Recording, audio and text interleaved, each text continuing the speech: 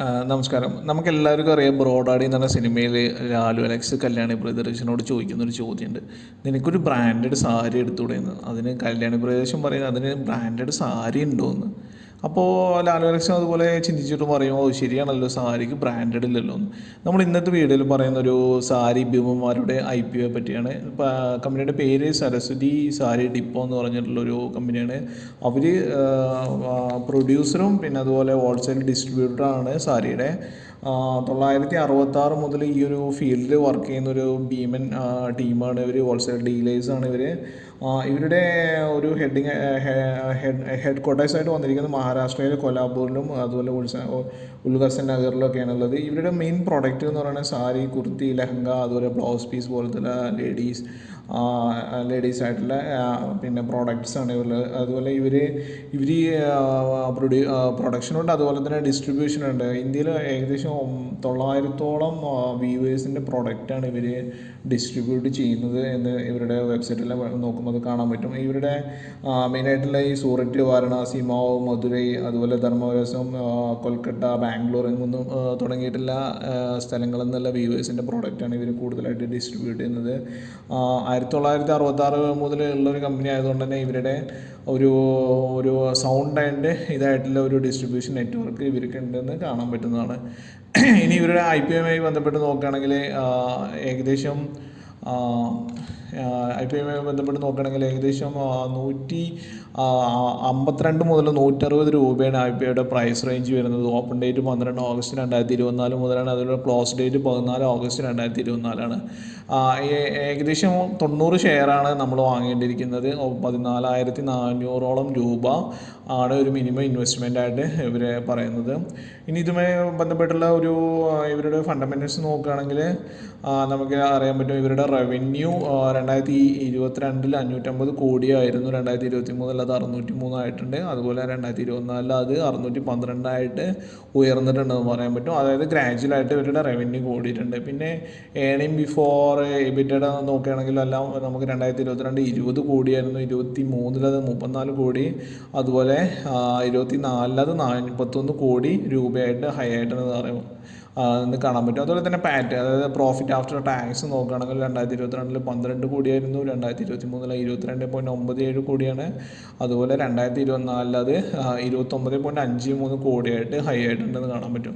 ഇനി ഇവരുടെ balance sheet നോക്കുകയാണെങ്കിൽ തന്നെ ടോട്ടൽ ലയബിലിറ്റീസ് ഗ്രാജുവലായിട്ട് കുറയുന്നതായിട്ടാണ് കാണാൻ പറ്റുന്നത്. 2022 66 കോടിയായിരുന്നു. 2023 അത് 41 കോടി. 2024 അത് സ്വല്പം കൂടി 43.29 കോടിയായിട്ട് കാണാൻ പറ്റും. ഇനി ഇവരുടെ ടോട്ടൽ അസറ്റ് നോക്കുകയാണെങ്കിലും 2022 169 കോടിയായിരുന്നു അവരുടെ അസറ്റ്.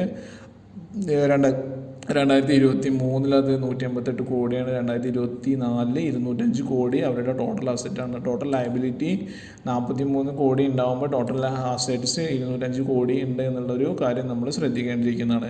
അതുപോലെ ഷെയർ ക്യാപിറ്റൽ ആണെങ്കിലും 2022 2023 ഓൾമോസ്റ്റ് സീറോ എന്ന് പറയാം. 2024 33 കോടി അവരുടെ ഷെയർ ക്യാപിറ്റലായിട്ട് നമുക്ക് കാണാൻ പറ്റുന്നതാണ്. ഇനി ഇവരുടെ ഒരു പ്ലസ് ആൻഡ് മൈനസസ് നമ്മൾ പറയുകയാണെങ്കിൽ ഈ കമ്പനിയുടെ ഒരു പ്ലസ് ആയിട്ട് പറയുന്നത് rich history and deep expertise ആണ് അവർ. അതായത് അവർക്കൊരു ഈ 966 മുതലൊക്കെ ഉള്ള ഡിസ്ട്രിബ്യൂഷൻ രംഗത്തുള്ളതുകൊണ്ട് തന്നെ അവർക്കൊരു റിച്ച് ആയിട്ടുള്ളൊരു ഹിസ്റ്ററി ഉണ്ട് എല്ലാ ഭാഗത്തേക്കും. ഇന്ത്യയുടെ അങ്ങോളം എല്ലാ ഭാഗങ്ങളിലും അവരുടെ ഒരു ഇതുണ്ടെന്ന് കാണാൻ പറ്റും. അതുപോലെ തന്നെ ഒരു ഡൊമിനൻ്റ് മാർക്കറ്റ് പ്രസൻസ് ഉണ്ട് അവർ. അപ്പോൾ ഇത്രയും കാലമായിട്ട് സസ്റ്റൈനായിട്ട് നിലനിർത്തുന്നതുകൊണ്ട് തന്നെ അവരുടെ ഒരു ഡൊമിനൻ്റ് ആയിട്ടുള്ള മാർക്കറ്റ് പ്രസൻസ് അവർക്ക് ഉണ്ടെന്ന് പറയാൻ പറ്റും. പിന്നെ അതുപോലെ 3 ലക്ഷത്തോളം SKU എന്ന് പറഞ്ഞാൽ സ്റ്റോക്ക് കീപ്പിംഗ് യൂണിറ്റ് 3 ലക്ഷത്തോളം അവർക്ക് ഉണ്ട് എന്ന് ഇതിനകത്ത് അവരുടെ ഒരു പോസിറ്റീവ് മാറ്ററായിട്ട് പറയാവുന്നതാണ്. പിന്നെ അതുപോലെ consistent diverse supply of high quality product. അതായത് ഹൈ ക്വാളിറ്റി പ്രോഡക്റ്റ് അവർ എങ്ങനെ സപ്ലൈ ചെയ്യുന്നതിൻ്റെ ഒരു ഇത് അവർക്ക് ഉണ്ടെന്ന് കാണാൻ പറ്റും. പിന്നെ അതുപോലെ മോർ ദാൻ 90% കൂടുതൽ 90% അവരുടെ പ്രോഡക്റ്റിൻ്റെ റവന്യൂ വരുന്നത് സാരിയിലാണെന്നുള്ളത്. അതുകൊണ്ട് തന്നെ ഈ സാരി എന്നുള്ള പറഞ്ഞ ഒരു ഇത് ജനങ്ങൾക്ക് എത്രത്തോളം പ്രിയപ്പെട്ടതാണെന്ന്, ഇന്ത്യൻ ലേഡീസ് അതിന് എത്രത്തോളം എത്രത്തോളം വാല്യൂ കൊടുക്കുന്നുണ്ടെന്നും അതിലൂടെ അവരുടെ ഇൻകം എത്രത്തോളം ഉണ്ടെന്ന് നമുക്ക് കാണാൻ പറ്റും. ഇതെല്ലാം അവരുടെ പോസിറ്റീവായിട്ട് കാണുന്ന ഒരു തിങ്സാണ്. ഇനി ഇത് തന്നെ നെഗറ്റീവായിട്ട് നോക്കുമ്പോഴും ഇത് തന്നെയാണ് അത് അവരുടെ നെഗറ്റീവ്. അതായത് ഈ സാരി എന്ന് പറഞ്ഞ പ്രൊഡക്റ്റിൽ 90% അവർ ഡിപ്പെൻഡ് ചെയ്യുന്നത് തന്നെയാണ് ഫസ്റ്റ് ഡീമെറിറ്റായിട്ട് കാണുന്ന പോലെ.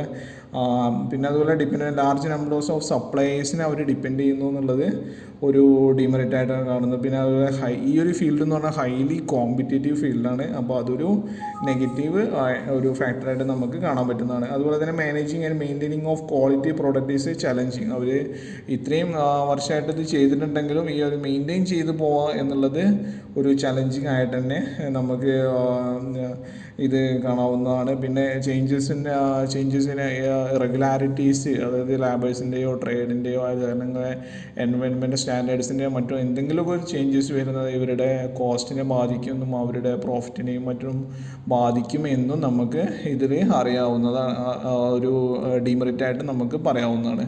അപ്പോൾ ഇതൊക്കെ തന്നെയാണ് ഈ സാരി ഭീമന്മാരുടെ ഒരു IPO എന്നുള്ളത്. നമ്മൾക്കൊരു അഫോർഡബിൾ റേഞ്ച് ആണെന്നുള്ളതാണ് ഇവരുടെ പോസിറ്റീവ്. അതായത് 14,000 റുപ്പീസാണ് നമുക്കൊരു എക്സ്പെക്റ്റഡ് മിനിമം ഇൻവെസ്റ്റ്മെൻ്റ് ആയിട്ട് നമുക്ക് കാണാവുന്നത് എന്നുള്ളതും ഒരു പോസിറ്റീവ് തിങ്സായിട്ട് നമുക്ക് ഇതിൽ അറിയാവുന്നതാണ്.